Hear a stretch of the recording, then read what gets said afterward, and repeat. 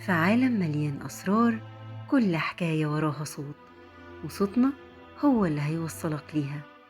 من أعماق التاريخ لأساطير بتتقال من جيل لجيل، ومن ألغاز ملهاش تفسير لحقائق تخلي العقل يدور على الإجابة. لو بتحب الغموض، التاريخ والثقافة، فأنت في المكان الصح. دي بداية القصة.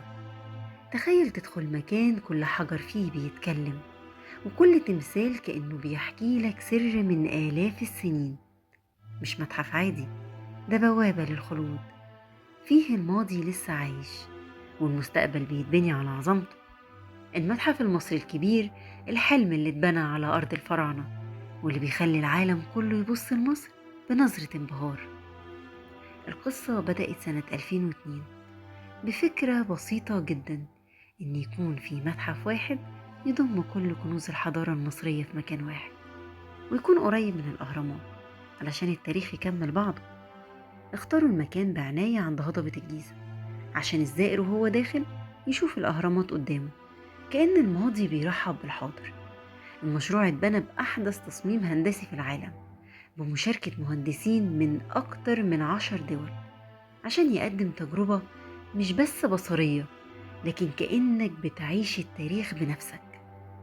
أول ما تدخل بتشوف تمثال الملك رمسيس الثاني واقف شامخ في مدخل ضخم، كأنه بيحرس المكان من آلاف السنين. حواليه أكتر من 100,000 قطعة أثرية من عصور مختلفة، من أول الفراعنة مرورا بالعصر اليوناني والروماني. كل قاعة جوه المتحف ليها طابع: قاعة بتعرض حياة الملوك، وقاعة بتحكي لك عن أسرار التحنيط، وفي منطقة للأطفال بتخلي الصغيرين يتعلموا التاريخ بطريقة تفاعلية وجميلة. أكتر جزء بيخطف القلوب هو جناح الملك توت عنخ آمون. في أكتر من 5000 قطعة من كنوز الملك اللي اتعرضوا لأول مرة كلهم في مكان واحد.